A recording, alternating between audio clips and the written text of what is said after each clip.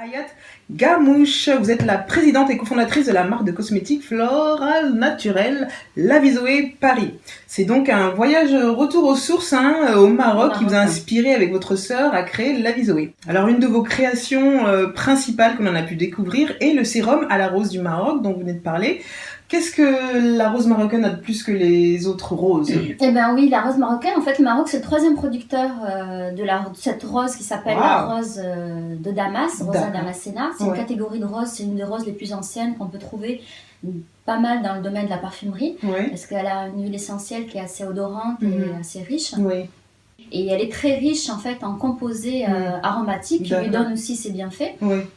Et donc ça fait une rose très concentrée en fait, un actif. Ça lui donne aussi un parfum assez particulier qui nous fait vraiment voyager dans cet espace-là de désert, d'Orient. Et nous sur notre peau, qu'est-ce qu'on récolte en fait? Alors sur la peau, la rose par rapport à la peau féminine, c'est la fleur par excellence. Je pense que... Oui, c'est vrai, on nous dit ça souvent, mais la rose du Maroc, est-ce qu'elle a quelque chose de plus particulier? Oui, elle est plus concentrée en actif, donc elle aura plus d'effet sur la peau, elle sera plus efficace. Pour parler directement, plus efficace dans le côté dans cette capacité de redonner de la vie à la peau. C'est-à-dire l'huile essentielle de la rose, de Damas en général, et celle du Maroc en particulier, de fait, sa richesse en actif, va avoir un pouvoir régénérant sur la peau beaucoup plus fort. Vous proposez un flacon de 10 ml doté d'une bille, alors j'ai trouvé ça original en plus et pratique à l'application, parce que d'habitude quand on a les huiles, on est là, oh j'en ai mis trop, j'en ai pas mis assez, puis on en remet, on a deux formats, un format nomade roll-on justement qu'on peut avoir dans le sac. On peut aussi même l'utiliser juste pour sentir son parfum, puisqu'elle est apaisante et elle a un côté très réconfortant, très chaleureux, je pense que vous l'avez senti. Oui, exact, mais c'est très léger quand même, c'est pas... c'est léger puisqu'en fait tout l'enjeu c'était de trouver le bon dosage, puisqu'elle est puissante en termes d'actifs, donc pour la peau il en faut... et elle est très très chère aussi, puisqu'il faut plus de 6 tonnes de pétales distillés pour pouvoir recueillir 1 litre. Donc c'est vraiment quelque chose, c'est une des huiles les plus chères du monde. Et justement, on va sentir un petit peu. Catherine, vous allez sentir l'odeur. Donc ça c'est la version, donc j'ai amené la version pipette. Parce qu'il y a donc la version roll-on, elle est beaucoup plus pour les voyageuses. Voilà, celles qui n'aiment pas les maladroites comme moi. Celles qui n'aiment pas trop avoir beaucoup d'huile aussi dans les mains, etc. Mais il y a des personnes qui aiment bien justement ce côté sensoriel, qui vont l'utiliser aussi en massage. Et donc là, le format pipette, pour ça, permet de...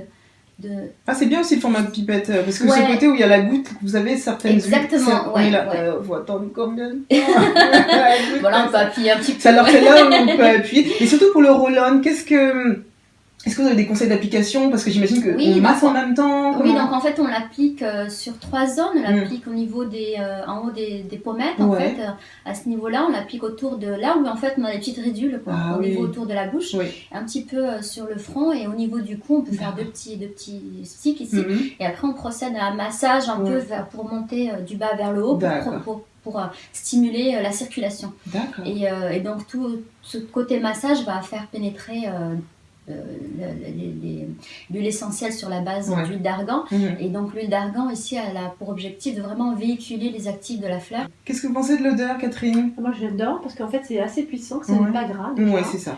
Donc ça laisse pas la sensation de gras sur la peau. C'est vrai, tout à fait. Et j'aurais envie moi de l'utiliser sur mes cheveux.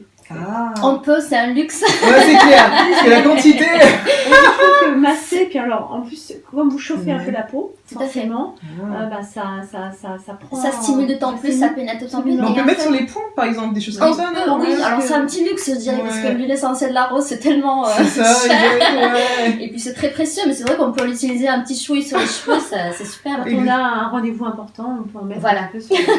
C'est ça, exactement, ça fait briller en plus. Vous proposez également un masque aux pétales de rose marocaine et une eau florale ainsi qu'un sérum au jasmin d'Égypte.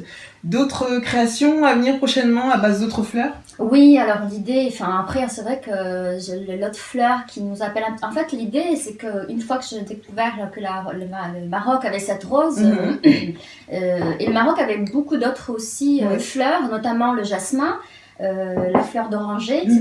Donc ça, je vous fais découvrir le masque. C'est un masque sec en fait. Et ça permet en fait d'avoir un format. Ouais, il est sec. En fait, c'est un mélange d'argile dermatologique très fine. Ce qu'on mélange avec de l'eau. Exactement, avec de la pétale de rose en poudre.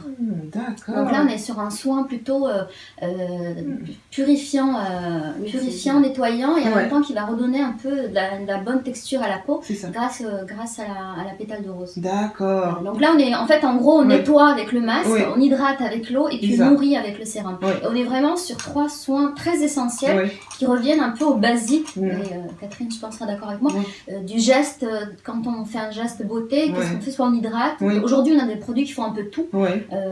Et c'est vrai que là, on est vraiment dans les gestes élémentaires. On nous rajoute aussi tellement de rituels, on va en parler dans Tendance Beauté aussi. Du coup, il faut rester bien dans la salle de bain alors qu'on nous a dit qu'on pouvait rester 15 minutes. Exactement. Ben là, on est quand même sur un soin.